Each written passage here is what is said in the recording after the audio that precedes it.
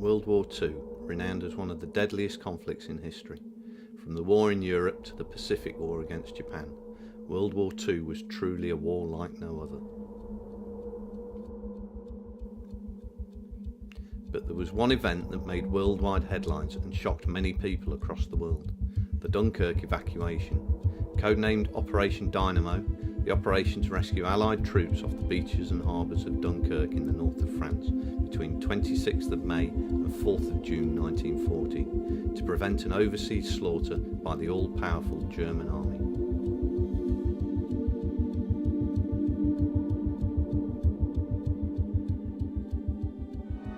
September 1939. In the pre-dawn hours, the tenuous peace that has settled over Europe since 1919 is shattered as German forces smash across the Polish border. The attack is in response to a supposed Polish raid into Germany. That incursion, near the town of Gliwice, was, in fact, staged by Nazi agents in Polish army uniforms. Hitler feigns outrage and launches what is certainly the biggest counterattack in history. 53 divisions in all. Blitzkrieg, a German term for lightning war. Blitzkrieg is a military tactic designed to create disorganization among enemy forces through the use of mobile forces and locally concentrated firepower. Its successful execution results in short military campaigns, which preserves human lives and limits the expenditure of artillery. German forces tried out the Blitzkrieg in Poland in 1939, before successfully employing the tactic with invasions of Belgium, the Netherlands and France in 1940. The Blitzkrieg was also used by German commander Erwin Rommel during the North African campaign and adopted by US General George Patton for his army's European operations. Once Germany had taken Belgium, Britain had declared war and started gathering their troops to push back the advancing German army.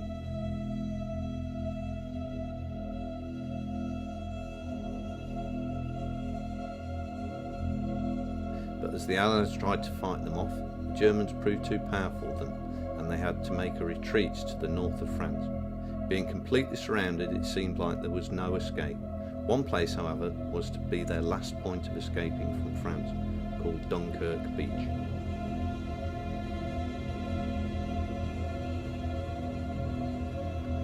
Almost 400,000 troops were trapped, cold, and worried as to what their fate would be.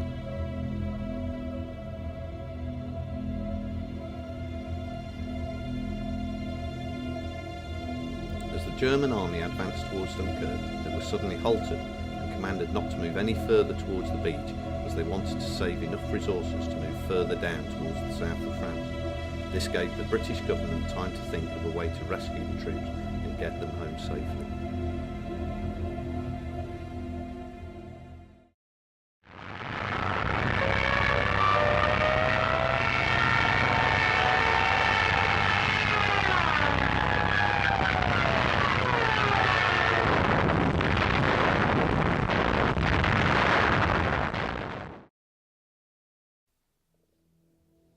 Between the 26th and 30th of May, there had already been numerous casualties on the beaches and the boats that were there to evacuate the injured to a safe spot. British destroyers, medical ships and minesweepers were blown up and sunk by U-boats, which only raised the number of deaths. German Messerschmitt Bf-109s and 110s bombed soldiers patiently waiting on the beach. All in all, nearly 70,000 troops lost their lives and around 335,000 remained. From 1st of June, it was decided that evacuation would proceed only by night, and this greatly eased Fighter Command's problem, as it could concentrate its patrols around dusk and dawn to cover ships approaching or leaving Dunkirk. Also taking part in the rescue was Britain's naval and RAF forces to combat the German planes and U-boats that were there to stop the troops from ever seeing their escape.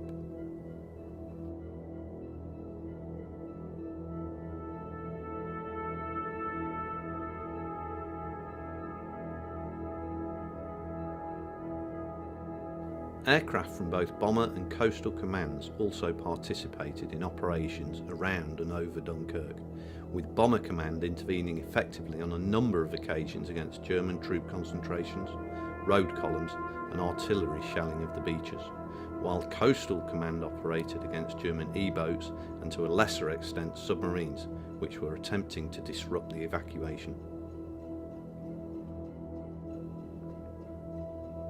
Over the 9 days of Operation Dynamo, the RAF flew 2,739 fighter sorties, 651 bombing raids and 171 reconnaissance flights.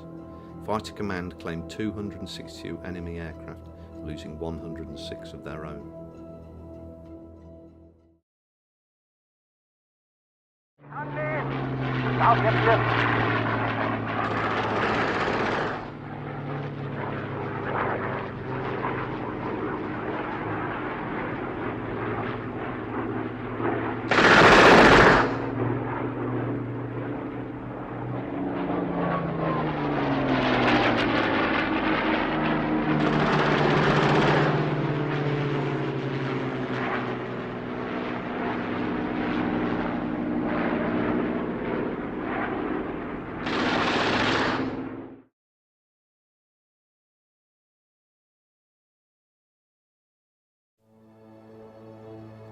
Britain's navy was one of the most powerful naval forces in the world and is still considered so today. But there wasn't just British merchants rescuing the troops, there was a mixture of the Belgian Navy, the French Navy and even an armed yacht from the Royal Netherlands Navy that all took part in the evacuation.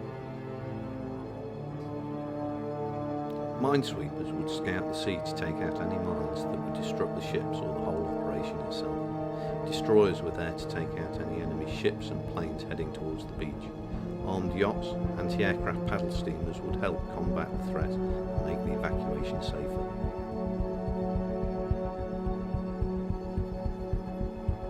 Not only were there destroyers, minesweepers and trawlers, a lot of little boats sailed over without approval by the Navy back home and rescued as many soldiers as they could fit on their boats.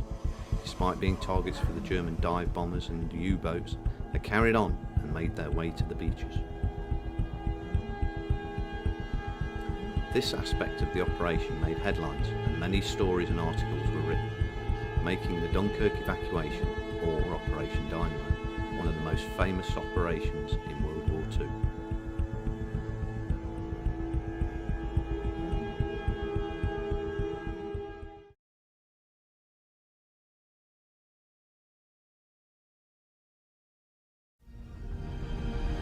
One of the thoughts that the soldiers had was that they would come home to angry citizens that thought they were cowards and spit at them in the street. But that thought would lead quickly as they were greeted with blankets, cigarettes and beer to comfort them, after coming back from what seemed like disaster but turned into deliverance. And this led to Prime Minister Winston Churchill giving his famous "We shall never surrender" speech. Will defend to the death their native soil, aiding each other like good comrades to the utmost of their strength. We shall go on to the end. We shall fight in France. We shall fight on the seas and oceans. We shall fight with growing confidence and growing strength in the air. We shall defend our island, whatever the cost may be. We shall fight on the beaches.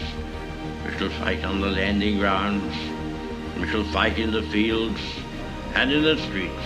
We shall fight in the hills. We shall never surrender. And if, which I do not for a moment believe, this island or a large part of it were subjugated and starving, then our empire beyond the seas, armed and guarded by the British fleet, would carry on the struggle until, in God's good time, the new world, with all its power and might, steps forth to the rescue and the liberation of the old.